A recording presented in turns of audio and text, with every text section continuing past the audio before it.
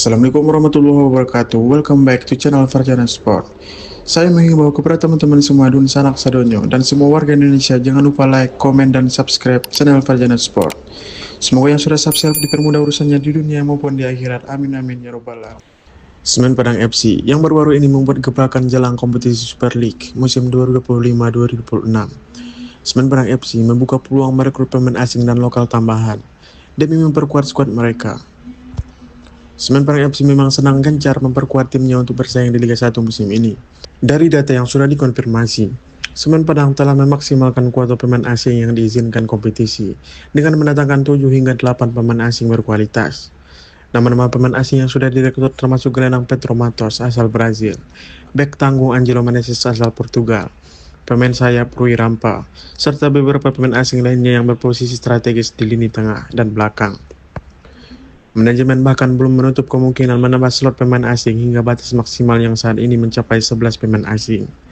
Sebagaimana aturan Super League 2025-2026 yang dinyatakan oleh pelatih Eduardo Almeida dan CEO klub Win Bernardinho. Perekrutan ini didasari evaluasi menyeluruh dari performa tim sebelumnya yang sempat terseok di paruh pertama kompetisi. Kehadiran pemain asing dari Portugal dan Brazil juga menunjukkan strategi klub yang mengincar chemistry positif.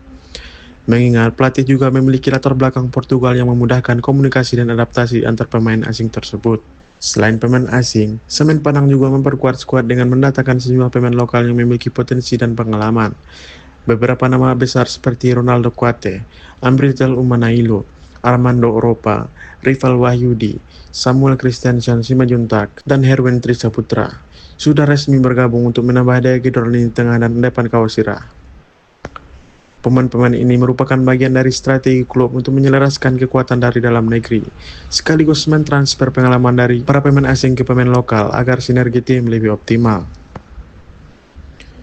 Manajemen juga tidak menutup pintu bagi kemungkinan mendatangkan amunisi tambahan baik lokal maupun asing, selama jendela transfer belum ditutup. CEO Win Bernardinho menyatakan bahwa mereka akan terus memantau perkembangan situasi dan kebutuhan tim, sehingga peluang mendatangkan pemain baru hingga menjelang kompetisi resmi masih sangat terbuka. Ambisi Semen Padang FC jelas, bukan hanya ingin bertahan di Liga 1 atau Super League, tetapi juga ingin bersaing di papan atas dan berebut gelar juara. Langkah agresif dalam merekrut pemain asing dan lokal yang potensial menunjukkan bahwa klub tidak ingin hanya menumpang lewat di kompetisi musim depan, melainkan membangun tim solid yang bisa menghadirkan kejutan positif bagi supporter setia dan sepak bola Indonesia pada umumnya. Kehadiran pemain-pemain berkualitas dari Portugal dan Brazil, serta dukungan pemain lokal unggulan diharapkan dapat membawa kebangkitan yang signifikan. Jangan lupa juga, kabar kepulangan pemain lokal ternama Leo Guntara ke Semen Padang juga menambah optimisme publik dan menambah kedalaman skuad. Semen Padang FC membuka peluang besar untuk terus menambah kekuatan skuad mereka, baik melalui rekrutan pemain asing hingga batas maksimal yang diizinkan, membuat pemain lokal yang berbakat yang bisa meningkatkan performa tim di lapangan. Manajemen klub terus bersikap proaktif, mengikuti dinamika jendela transfer, sambil menimbang kebutuhan tim dan potensi pemain yang sesuai dengan filosofi pelatih Eduardo Almeida. Semua langkah ini menunjukkan bahwa Semen Padang siap menunjukkan taringnya di kompetisi Super League 2025-2026 dengan skuad yang lebih kuat, kompak, dan berpengalaman. Tentunya sebagai klub kebanggaan Ranah Minang, harapannya mereka bisa memberikan performa terbaik dan membahagiakan para supporter setianya. Coach Gerard van den Berg sudah memastikan skuad timnas U23 berjumlah 23 pemain yang siap bertanding di final yang akan digelar Stadion Utama Gelora Bung Karno, Jakarta, Selasa malam nanti. Ini adalah ajang yang sangat ditunggu, terutama karena timnas Indonesia U23 tampil sebagai tuan rumah dan berambisi merebut trofi juara. Kabar paling menggembirakan jelang pertandingan final adalah kondisi seluruh pemain sudah fit dan siap tempur. Beberapa pemain yang sempat absen karena cedera seperti Tony Firmansyah, Argan Fikri, dan Jan Sraven sudah ikut latihan penuh dan menunjukkan kesiapan maksimal. Manajer timnas U23 Ahmed Zaki memastikan bahwa semua pemain menjalani proses recovery optimal setelah laga semifinal berat melawan Thailand yang berlangsung lebih dari 120 menit dan dilanjutkan adu penalti. Latihan terakhir di Stadion Madia Gelora Bung Karno berlangsung dengan suasana penuh percaya diri dan santai, tanpa tekanan berlebihan. Ini penting untuk menjaga mental para pemain agar tetap fokus dan tenang menghadapi laga yang sangat menentukan tersebut. Manajer tim Ahmed Zaki menegaskan bahwa untuk menghadapi Vietnam, timnas Indonesia U23 harus tampil dengan kecepatan dan kekerasan permainan yang setara. Namun, tetap menunjukkan sportivitas tinggi. Ini sangat penting karena Vietnam dikenal sebagai tim dengan permainan cepat dan keras dalam beberapa laga terakhirnya. Pelatih Gerald van den Borg dan stafnya juga memperhatikan rekam jejak pertemuan sebelumnya dan bertekad menyusun strategi yang tepat agar tidak kalah dalam hal intensitas dan mentalitas permainan. Semua pemain dituntut untuk memberikan performa terbaik demi menggapai gelar juara yang sudah lama dinanti oleh masyarakat Indonesia. Kita lihat kondisi yang terakhirnya, ya. Kalau hari ini kan semua ikut latihan. Nanti kondisi terakhir besok hari yang akan menentukan mereka akan dipasang atau tidak, atau mungkin bisa main 90 menit atau hanya setengah babak. Kalau untuk hari ini yang agak ini ya Tony ya.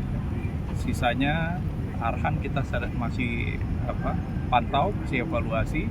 Kalau memang belum memungkinkan untuk main, kita tidak akan paksakan main. Coach tidak akan paksakan main.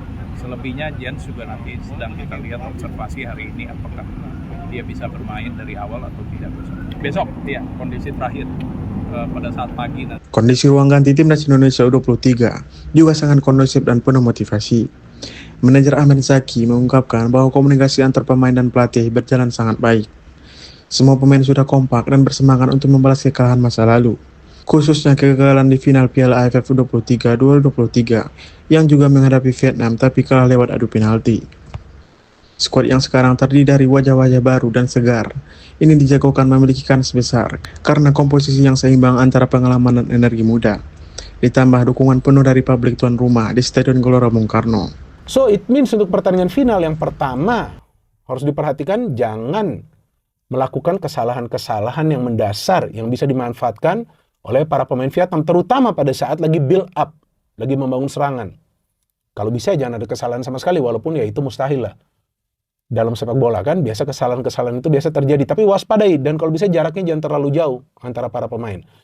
Kedua, kalau build up dari belakang itu dipersulit oleh para pemain Vietnam, harus ada opsi untuk bisa memberikan direct passing, tapi akurasinya ini yang harus dijaga, dan harus diimbangi oleh pergerakan dari rekannya sendiri untuk mencari ruang. Yang ketiga, kalau memang para pemain Vietnam main dengan counter pressing agresif, boleh agresif tapi jangan kasar. Nah ini juga harus dijaga. Jangan kasar. Jangan sampai Vietnam main agresif, ada pemain timnas U23 main kasar, nah bisa dapat kartu merah, rugi lagi nanti.